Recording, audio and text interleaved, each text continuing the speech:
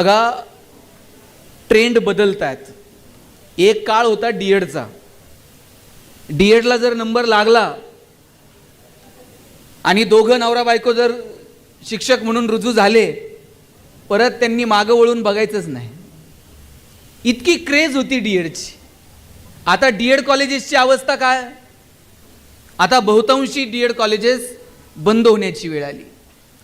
त्यानंतरचा बूम होता इंजिनिअरिंगचा. गावात एखादाच इंजिनियर असायचा.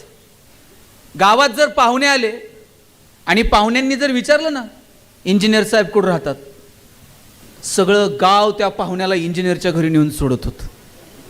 आता तुम्ही गावात जाऊन विचारा, इंजिनियर साहेब कुठं राहतात, ते म्हणते नाव सांग. प्रत्येक घरात 4 आहेत. आणि आता आफ्टर कोविड मेडिकलचा बूम आहे. प्रत्येक आईबापाला वाटतंय पोरगं मेडिकललाच गेलं पाहिजे. बरं, नाही भारतात नंबर लागला तर म्हणते रशियात जाऊ द्या, पण त्यानं काही करून मेडिकललाच गेलं पाहिजे. इथं जे काही पालक आहेत सगळे, मला आता अध्यक्ष साहेब सांगत होते, आमच्याकडे असणारे विद्यार्थी हे सगळे सामान्य कुटुंबातले विद्यार्थी आहेत. सगळ्यांची परिस्थिती जेमतेम आहे. आणि म्हणून माझी पालकांना पण विनंती आहे, काही गोष्टी पोरांवर लादण्यापेक्षा त्यांच्यातल्या स्ट्रेंथ विकनेस ओळखून त्यांना संधी देता येईल का, हा विचार आपण करायला हवा. पोरांनो, आमच्याकडे एक सर्कस चालते पुण्यात, आणि त्या सर्कसमध्ये रोज वाघ सिंहाचे प्रयोग चालतात. आणि एक लहान मुलगा कुत्र्याचं पिल्लू घेऊन आलं सर्कसमध्ये, आणि त्या सर्कसच्या मॅनेजरला म्हटला, उद्या पहिला प्रयोग या पिल्लाचा झाला पाहिजे. सर्कसचा मॅनेजर म्हटला, लोक वाघ सिंह बघायला येतात, हे पिल्लू कोण बघल? नाही, म्हटला हे पिल्लू विशेष पिल्लू आहे. म्हटले काय विशेष आहे? म्हणजे ते सुंदर पियानो वाजवतं. सर्कसचा मॅनेजर म्हटला, पियानो वाजवतं? त्या पोरानं बॅगमधनं पियानो काढला, पियानो असा त्या पिल्लाच्या समोर ठेवला, ते पिल्लू सुंदर पियानो वाजवायला लागला. मॅनेजर म्हटला, उद्या पहिला प्रयोग या पिल्लाचा होणार. दोघांमध्ये गप्पा सुरूच होत्या. तेवढ्यात एक मोठं कुत्रं तिथे आलं. पिल्लाला असं दातात उचललं, रागात अशी पियानोवरती लात मारली आणि जोरात त्या पिल्लाला घेऊन हॉलच्या बाहेर निघून गेलं. सर्कसच्या मॅनेजरनं विचारलं, हे कोण आहे आणि एवढा राग का? त्यानं सांगितलं, ये इसकी माँ है और इसे डॉक्टर बनाना चाहती है. आपल्याकडे नियम आहे का, ज्याला डॉक्टर व्हायचं त्यानं पियानो वाजवायचा नाही, ज्याला पियानो वाजवते तो त्यानं डॉक्टर व्हायचं नाही? काल अरे 18 वर्षाचा एक मुलगा बुद्धिबळाच्या क्षेत्रामध्ये जगात त्यानं स्वतःचं नाव कमवलं. आणि आपण ते रील्स जर बघितले असतील, त्याच्या वडिलांना जेव्हा कळालं की अरे हा जगज्जेता झालाय, काय त्या वडिलांच्या डोळ्यातली भावना होती. पोरांनो, उद्या तुमच्यापैकी जर कोण कलेक्टर झालं ना, लाल दिव्याच्या गाडीत बसून याल इथे. प्राचार्य सर तुम्हाला फोन करतील, सर तुम्ही आमच्या कॉलेजचे विद्यार्थी आहात, जरा पारितोषिक वितरणाला याल का? पोरींनो, उद्या जर तुमच्यापैकी कोण IPS झालं, तुमच्या गाडीचं दार उघडायला पण शिपाई असेल, आणि अशी बाहेर तुमच्या ऑफिसच्या बाहेर पाटी लागलेली असेल, पोलीस अधीक्षक अहिल्यानगर. काय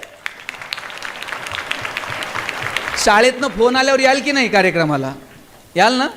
आणि मी जर काही काम घेऊन आलो तर करताल का? पण याच्यासाठी तुम्हाला करायचंय काय? इकडचा डोंगर उचलून तिकडे ठेवायचा आहे? पुढची जी 5-10 वर्ष आहेत ना पोरांनो, थोडंसं गांभीर्यानं तुम्ही तुमच्या आयुष्याकडे बघा. आपली परिस्थिती सामान्य असेल, गरिबीत जन्माला आलो, आपली चूक आहे का? आपल्या हातात आहे का कोणत्या कुटुंबात जन्माला यायचं, कोणत्या जाती धर्मात जन्माला यायचं, कोणत्या गावात कोणत्या जिल्ह्यात जन्माला यायचं? गरिबीत जन्माला आलो, आपली चूक नाही. पण आपण जर गरिबीत मेलो तर ती मात्र आपली चूक आहे. गरिबीत मरायचं. आणि कुणी जर तुम्हाला सांगत असेल ना, ते श्रीमंताला कुठं झोप आहे का, आणि पैशात कुठं सुख आहे का, आणि पैशाला कोण कोंबडी तर खाते का, त्याला म्हणायचे तुझ्याकडेच ठेव. हे असं सांगून तरुण पोरांना अकार्यक्षम बनवण्याचा धंदा कुणीही करू नये. या वयापासून पोरांना सांगा, 4 पैसे कमवण्याची ताकद ठेव. आयुष्यातले बहुतांशी समस्या ह्या पैशानं सुटतात. चांगले मजबूत पैसे कमव. फक्त एक वाक्य आयुष्यभर लक्षात ठेवा, जोडून या धन उत्तम व्यवहार आहे. पैसे कमवायचे, पण आपला व्यवहार उत्तम असला पाहिजे. माझे वडील तर सांगतात, वाईट मार्गाने मिळवलेलं धन म्हणजे प्रेतावरची फुलं आहेत. हसूही देत नाहीत आणि रडूही देत नाहीत. चांगल्या मार्गाने मजबूत पैसे कमवायचे आणि योग्य ठिकाणी खर्च सुद्धा करायचे. साहेब, काहींना फक्त कमवायचं कळतंय. क्रेडिटेडचा मेसेज आला ना त्यांना फार आनंद होतो, पण डेबिटेडचा मेसेज आला का त्यांना करमत.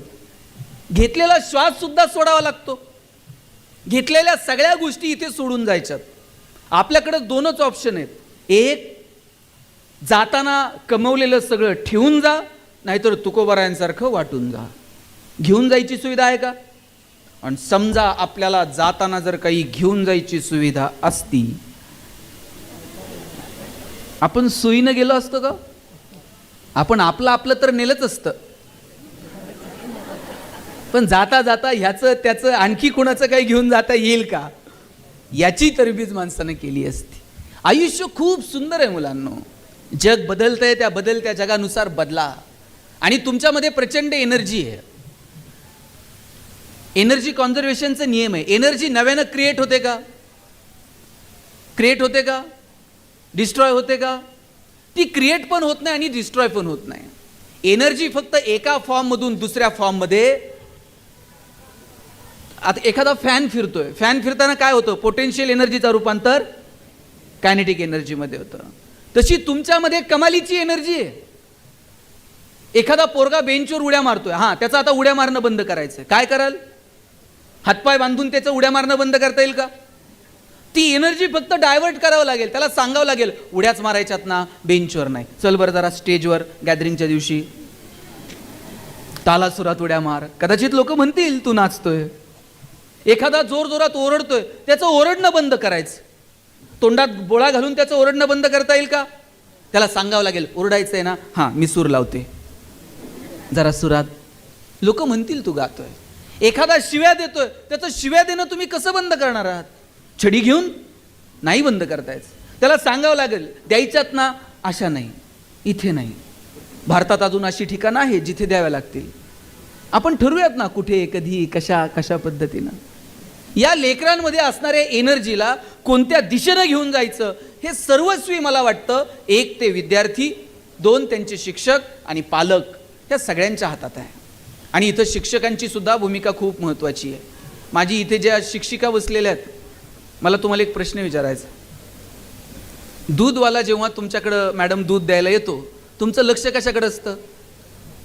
दुधाच्या मापाकडे असतंय, बरोबर? ते पण तुमचं लक्ष पहिल्या मापाकडे नसतं. त्याच्यानंतर ते वरतून धार टाकतं स्वतःच्या खुशीनं. आपलं लक्ष त्या दुसऱ्या धारेकडे असतं, त्यानं ती दुसरी धार होती. पहिली तर त्याच्या बापाला द्यावं लागेल, पण वरतून स्वखुशीनं त्यानं ती दुसरी धार ओतली का, त्याच्याकडे आपलं लक्ष असतं. बघा, तुम्हाला सिलेबस कंप्लीट करावं लागेल, पोरांच्या परीक्षा घ्याव्या लागतील, संस्थेच्या परिपत्रकानुसार काम करावं लागेल, शासनाच्या आदेशानुसार जी जबाबदारी देईल ते इच्छा असो नसो तुम्हाला करावी लागते. पण या सगळ्याच्या पलीकडे जाऊन गोरगरिबाची ही पोरं ज्या शाळेत शिकतायत, यांच्यासाठी तुम्ही काही वेगळी धार होता का? सिलेबसच्या पलीकडे जाऊन, आपल्या कर्तव्याच्या पलीकडे जाऊन यांच्या जडणघडणीसाठी तुम्ही काही वेगळी भूमिका घेता का? मला वाटतं याच्याकडे समाजाचं लक्ष असतं. आणि म्हणून माझी सगळ्या शिक्षकांना विनंती आहे, गोरगरिबाची पोरं शिकली पाहिजेत. लक्षात घ्या, ही पोरं जर शिक्षका इतकं पवित्र क्षेत्र कोणतं आहे मला सांगा. अहो, यातला कोणताही पोरगा अधिकारी होऊ द्या. मॅडम, तुम्ही जर भाजी मंडईत जर कुठं दिसलात ना, ते पटकन गाडी थांबून पायाला हात लावताय, मॅडम तुम्ही मला शिकवायला होतात. आणि कुणाच्या नशिबात आहे मला सांगा? हे फक्त आणि फक्त शिक्षकाच्या नशिबात आहे हे सगळं.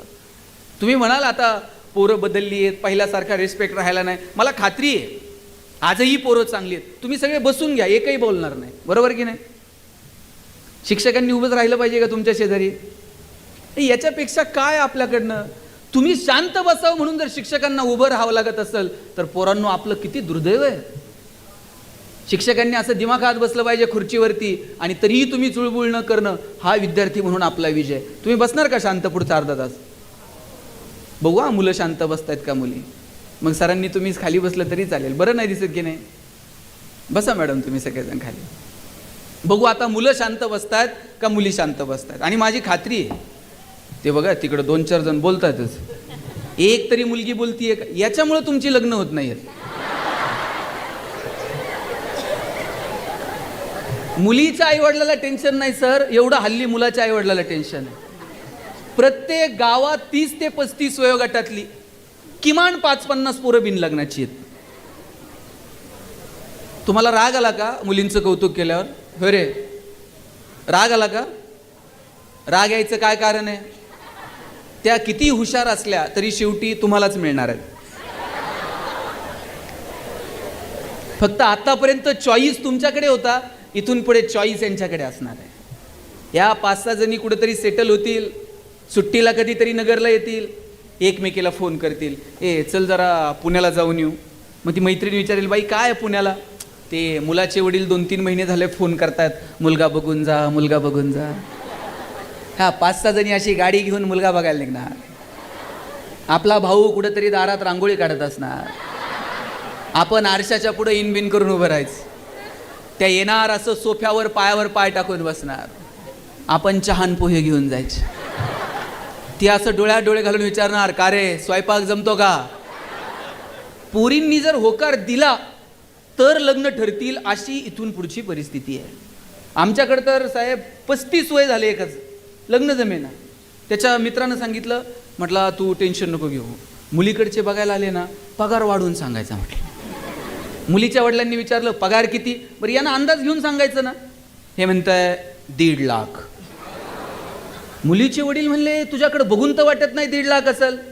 हे म्हणते नाही, तसा फिक्स 1.5 लाख आहे, कटिंग करून 8,000 हातात येतो म्हणे. तुम्ही किती दिवस फसवणार आहात?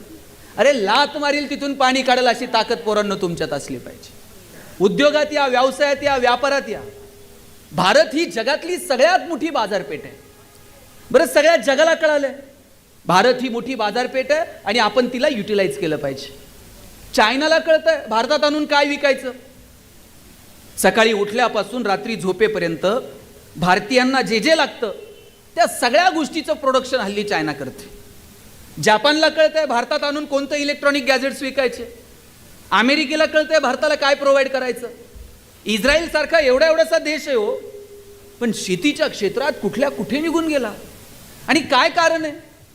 ही माणसं बदलत राहिली, नवनवीन टेक्नॉलॉजी स्वीकारत राहिली, जाहिरातीच्या नवनवीन प्रणाली स्वीकारल्या. जग हे एक मोठी बाजारपेठ आहे असं समजून या मानसिकतेतून या लोकांनी काम केलं. पण आमच्या डोक्यात एकच आहे, नोकरी लागली पाहिजे. ह्याच्या पाया पड, त्याची चिठ्ठी आण, मार्केट कमिटीत तर लागलं पाहिजे, बँकेत तर चिटकलं पाहिजे, पतसंस्थेवर तर लागलं पाहिजे. या मानसिकतेतून आम्ही कधी बाहेर येणार आहोत?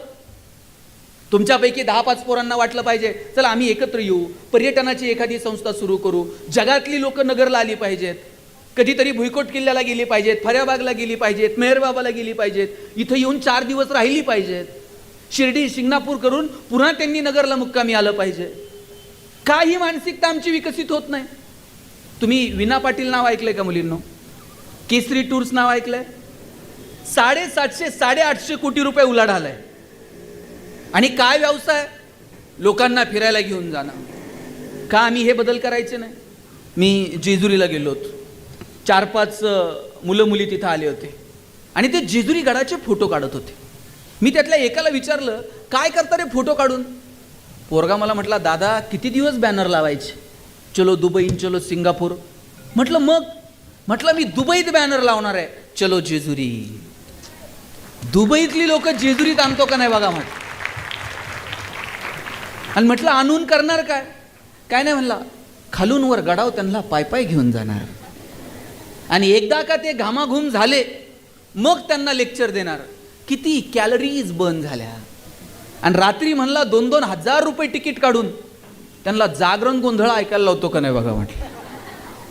असं वाजून बाजारात तुम्हाला खणखणीत नाणं विकता आलं पाहिजे. म्हणून विक्रीची कौशल्य आत्मसात करा. अरे ज्यानं कुणी 20 रुपये लिटरनं पाणी विकायला सुरू केलं असेल बाटलीत, लोकांनी वेड्यात काढलं असेल की अरे पाणी कुठे विकायची गोष्ट आहे का? दूध आमचं 20 रुपये लिटरनं जायना, तुम्ही पाणी विकायला लागलाय. पण आज तुम्ही कोणत्याही कार्यक्रमात जा, पाण्याची बॉटल आहे, सवय लागली लोकांना. पूर्वी तांब्या असायचा, फुलपात्र असायचं, आता तांब्या फुलपात्र राहिलं नाही. आणि ठेवलं तर कोण पितंय? कुठून आणलंय कुणाच ठाऊ. तांब्या फुलपात्र मला वाटतं फार फार तर हल्ली सुपारी आणि साखरपुड्यात अजून असेल आणि काही दिवसानं तिथं पण दिसणार नाही. गुरुजी सांगणार मुलाचे मामा बाटली घेऊन या. काळ बदलतोय. हा कॅमेरा कोणत्या कंपनीचा आहे दादा? पाणी बघू कोणत्या? आता कॉडॅक आहे का हो बाजारात? आता कॉडॅक दिसत, आणि एक काळ काय होता, फक्त कॉडॅकचा इतका जमाना होता. ही जी पिढी आहे ना, यांचे सगळ्यांचे लग्नाचे अल्बम चेक करा, 100% कॉडॅक. आणि त्यात रोल असायचा, 36च फोटो निघायचे. आणि म्हणजे नेमका नवरा नवरी हार घालायला आणि फोटोग्राफरचा रोल संपायला 6-6 महिने अल्बम मिळत नव्हते. नवरदेवानं जर विचारलं ते अल्बमचं काय झालं, फोटोग्राफर म्हणणार फोटो धुवायला दिलेत. कोणत्या नदीवर जात होतं कुणास ठाऊक. आता कॉडॅक बाजारात. आमच्या पिढीनं, शेखर, कॉलेजला असताना पहिला फोन जर कोणत्या कंपनीचा घेतला होता, नोकिया. आता नोकिया आहे का? का नाही आहे? अँड्रॉइड टेक्नॉलॉजी नोकियानं स्वीकारली नाही, म्हणून नोकिया बाजारात नाही. तुम्ही नवीन तंत्रज्ञान जर स्वीकारलं नाही तर तुम्ही टिकू शकणार नाही.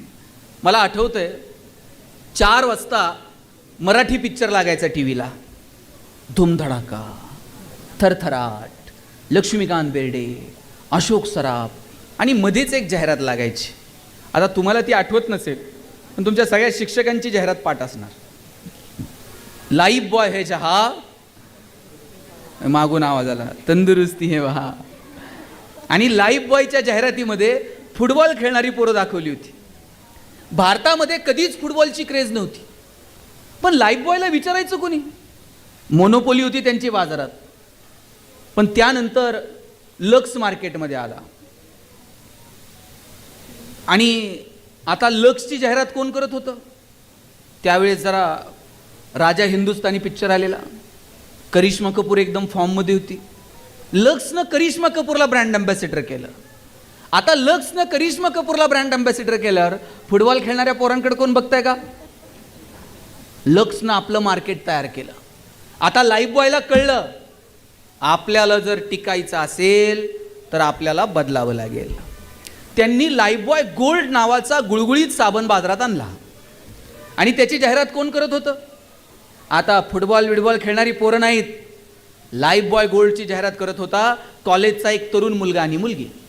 मुलगी गाडीवरनं उतरते, रागात घरी निघून जाते. मुलगा विचारतो काय झालं? मुलगी सांगते पसीने की बदबू से परेशान.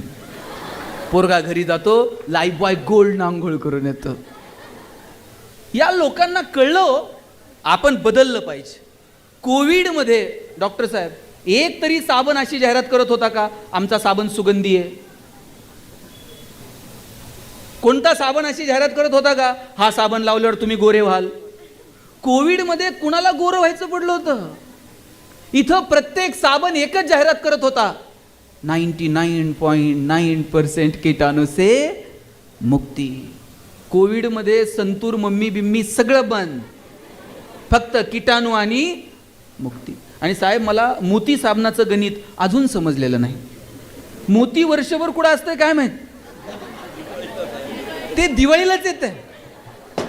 वर्षभर झोपतंय, दिवाळीला म्हणतंय उठा उठा. मोती साबणानं आंघोळ करायची त्यानं ठरवून घेतलंय. वर्षभर कोणाला काय करायचे ते करू दे, आपलं मार्केट दिवाळीला. तुम्हाला मार्केट कळलं पाहिजे, तुम्हाला बाजारातली व्यवस्था कळली पाहिजे, मार्केटिंगच्या नवनवीन प्रणाली तुम्ही विकसित केल्या पाहिजेत, नवनवीन तंत्रज्ञान आत्मसात केलं पाहिजे. पण आपलं झालंय काय माहिती आहे का? आम्ही सगळेच जबाबदार आहोत. आम्ही हंटर घेऊन पोरांच्या मागे लागलोय. एवढेच मार्क पडले पाहिजेत. 89% मार्क पडले तरी आई बापाला टेन्शन आहे. मी म्हटलं एवढं टेन्शन का? नाही म्हणले पोराला 90 पडले नाहीत. म्हटलं तुम्हाला दोघांना 10वीत किती होते? आईच्या आणि बापाच्या मार्काची बेरीज केली तरी 90 होत नव्हती, आणि त्यांना 90 मिळाले नाही मुलाला, याचं टेन्शन होतं. मार्क जरूर मिळवा, मार्क मिळू नका या मताचा मी नाही, पण केवळ आणि केवळ तुमच्या गुणपत्रिकेला आली गुणांची सूज म्हणजे तुमची गुणवत्ता नाही. ठराविक एखादी एक्झाम डोळ्यासमोर ठेवायची, नीट क्रॅक करायची, CET क्रॅक करायची, अमुक एखाद्या कॉलेजला आपण कधी 7-8 डोळे उघडे ठेवून समाजाकडे बघणार आहोत? पोरांनो, तुम्हाला समाजातले प्रश्न कळले पाहिजेत, समस्या कळल्या पाहिजेत, माणसं कळाली पाहिजेत, निसर्ग समजला पाहिजे, समाज कळाला पाहिजे, अर्थकारण समजलं पाहिजे. मी आत्ता चेंबूरला डॉक्टर होमी भाभा इन्स्टिट्यूट आहे, तिथे व्याख्यानाला गेलो होतो 6 महिन्यापूर्वी. सगळे सायंटिस्ट होते, आणि तिथली एक एक्झाम असते आणि ती क्रॅक करून मग तिथे ॲडमिशन तुम्हाला मिळतं. गेट थ्रू पण तिथे जात आहेत. साहेब तिथं जे स्टुडंट होते, मला बोटावर मोजणे इतकी पोरं सुद्धा महाराष्ट्रातली मिळाली नाहीत. बहुतांशी मुलं ही पश्चिम बंगाल वगैरे त्या भागातून, त्यांना वाटतंय की आपण सायंटिस्ट व्हावं. आम्ही आमच्या पोरांच्या मनावर डॉक्टर इंजिनियरच्या पलीकडे जाऊन सांगायलाच तयार नाही होत. का वाटत नाही आपल्याला आपण सायंटिस्ट व्हावं? का वाटत नाही उद्योगात यावं? BSc ॲग्री जरी केलं तर पोराला वाटतंय नाही स्पर्धा परीक्षा देऊ आणि अधिकारी होऊ. अधिकारी झाला त्यात काही चूक नाही, चांगली पोरं प्रशासनात आली पाहिजेत. पण BSc ॲग्री झालेल्या 10-5 पोरांना तर वाटलं पाहिजे शेतीत मी काहीतरी बदल करेल. साहेब मी आज कृषी परिषदेचा संचालक म्हणून काम बघतो. 50-60 वर्ष गेली आपल्याला हे कळायला की पाणी हे पाटाला द्यायचं नसतं, पिकाला द्यायचं असतं.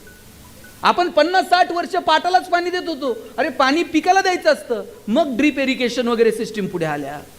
आता आम्ही नवीन टेक्नॉलॉजी विकसित केली. शेतकऱ्यानं खांद्यावरती पंप टाकून फवारा नाही मारायचा, त्यानं असा बांधावर बसायचा हातात रिमोट घेऊन आणि ड्रोननी फवारणी करायची. आणि आता नुसती फवारणीच नाही, काही दिवसांनी कांद्याची गोणी सुद्धा ड्रोनला बांधायची, बांधावून थेट भुसाऱ्यात. बदललं पाहिजे आपण, का बदलायचं नाही? आणि हे बदल जर आपण स्वीकारले नाही आणि आपल्या शिक्षणाचा उपयोग समाजातल्या बदलांसाठी जर आपण केला नाही तर काय करायचं? काय आपल्या शिक्षणाचा अर्थ आहे? सायन्स झालेली पोरं अशी ट्रीप बीपला कुठेतरी जातात, शेंगा बिंगा टरपलं ते सगळं खाल्लेलं प्लॅस्टिकच्या पिशवीत बांधतात, 2-4 गाठणी मारून रस्त्याच्या बाहेर फेकून देतात. काय शिकलो आम्ही सगळे? मी बघतो शिकलेली, आता मी इकडे बघतो हिंजवडीला वगैरे सकाळी घाई गडबडीत दोघं नवरा बायको गाडीवरनं निघतात, कचऱ्याची बॅग बाई मागच्या मागं गाडीवर बसून फेकते कचरा कुंडीत. मला वाटतं यांनी ITत असण्यापेक्षा ऑलिम्पिकला जायला पाहिजे होतं. नेम धरून त्या कचरा कुंडीत बॅग फेकतात. कितीतरी अस्ताव्यस्त पडलेलं असतं. एक गाय मुंबईला मरून पडली, तिचं पोस्टमॉर्टम केलं तर तिच्या पोटामध्ये साहेब 75-80 किलो प्लॅस्टिक सापडलं. समुद्रामध्ये प्लॅस्टिकचं बेड तयार झालं. पंजाब हरियाणामधून रोज एक कॅन्सर पेशंटची ट्रेन दिल्लीला जाते. आता आम्ही गावाकडे परवा हेल्थ चेकअप केलं. वय वर्ष 65च्या पुढच्या 15 ते 20 माणसांना इमिजिएट अँजिओप्लास्टीची गरज होती. किती गोष्टींवरती काम करणं गरजेचं आहे. इथं अनेक माता भगिनी बसलेल्या आहेत. आरोग्याच्या क्षेत्रात आमूलाग्र बदल होणं गरजेचं आहे. संशोधनाच्या क्षेत्रामध्ये पोरापोरींनी आलं पाहिजे. मला वाटतं केवळ विकास म्हणजे आपल्याला किती पॅकेज, आयुष्यात एक बंगला, एक गाडी, फार तर इकडे एखादं फार्म हाऊस, एवढा बँक बॅलन्स. 140-45 कोटी लोकसंख्या आहे पोरांनो भारताची.